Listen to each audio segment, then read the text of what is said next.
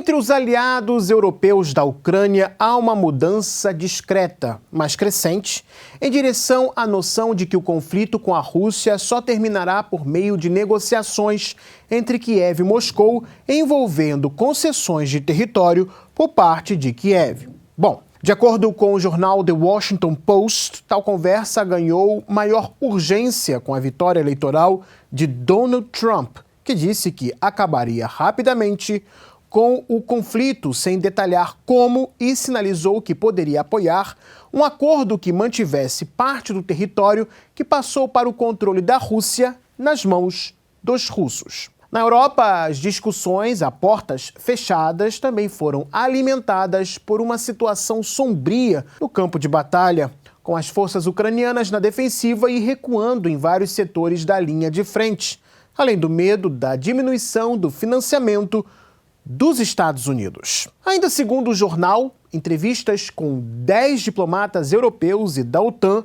atuais e antigos, sugerem que, embora persistam as declarações de apoio duradouro, alguns dos aliados da Ucrânia estão cada vez mais procurando estabelecer as bases para as negociações entre a Ucrânia e a Rússia, mesmo que os parâmetros de um acordo permaneçam indefinidos.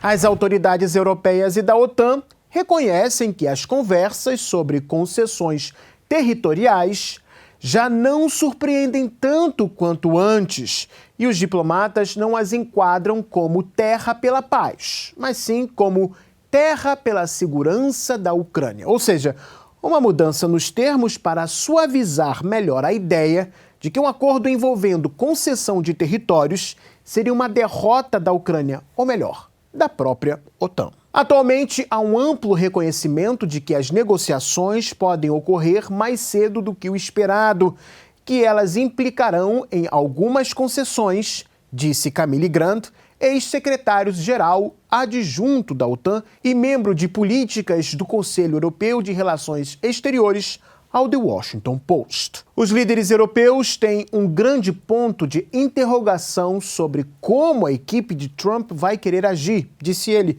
E embora esperem que o próximo governo chame a Rússia para a mesa de negociações, eles temem que isso possa levar a Ucrânia a um mau negócio, cortando a ajuda.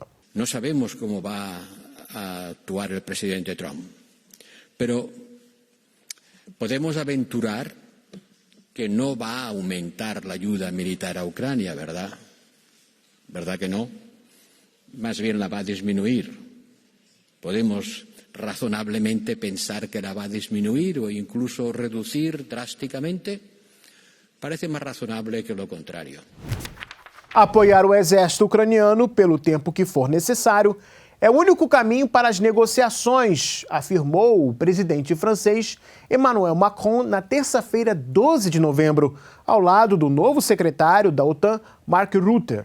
E deixe-me ser claro, acrescentou, quando chegar o momento, nada deve ser decidido sobre a Ucrânia sem os ucranianos, nem sobre a Europa sem os europeus. Em um jantar de líderes europeus na semana passada na capital húngara de Budapeste, muitos defenderam a manutenção do apoio financeiro e com armas para a Ucrânia e discutiram como manter o fluxo de fundos no caso de um corte por parte dos Estados Unidos. Em uma ligação telefônica de 25 minutos com Trump, Macron deixou bem claro na semana passada que qualquer negociação deve envolver também concessões significativas de Moscou, de acordo com pessoas familiarizadas com a ligação.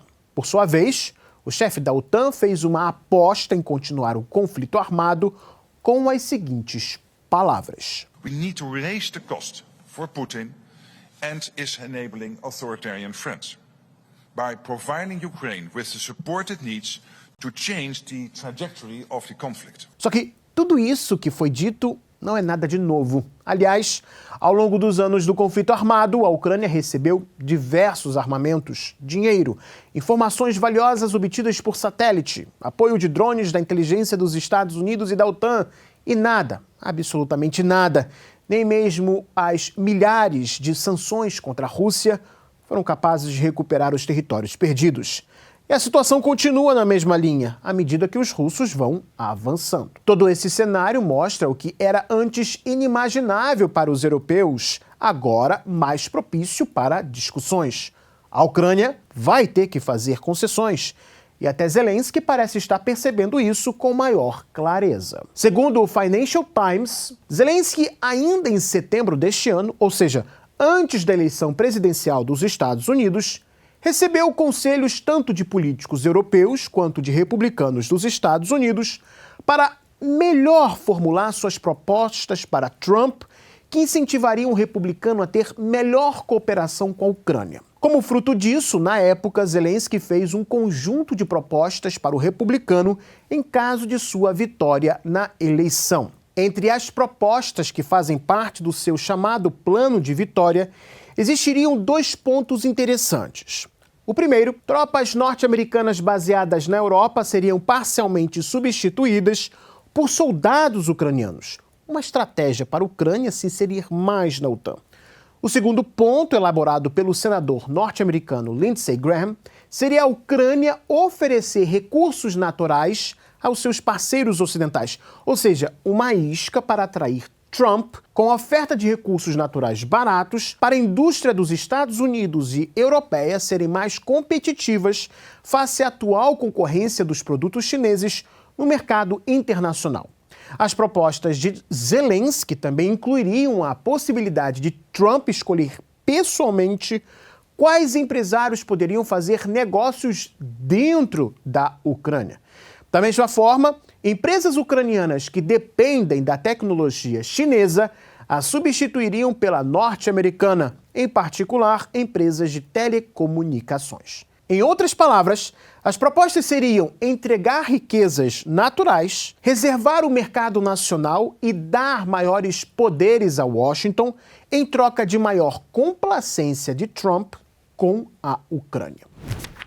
O simples fato de os europeus estarem aceitando já a ideia de concessões por parte da Ucrânia mostra que, apesar de todas as suas declarações de continuarem o apoio à Ucrânia no campo de batalha, no fundo, eles estão aceitando a ideia de que seu plano inicial de vitória total ucraniana sobre os russos não se concretizará. Só que a eleição de Trump exige dos líderes europeus ações com alto significado propagandístico e mesmo que a ajuda que eles conseguirem continuar fluindo aos bilhões para a Ucrânia, nada esconde o cansaço que o conflito lhes causa. Do outro lado, ou seja, em Moscou, o Kremlin não dá sinais de estar disposto a dar passos para trás. Além de exigir de Kiev as mesmas coisas que exige desde o início do conflito armado, fora que agora Kiev terá que levar em consideração a nova realidade no campo de batalha, ou seja, os russos estão controlando cada vez mais territórios, Moscou continua criticando abertamente a postura ocidental sobre o conflito.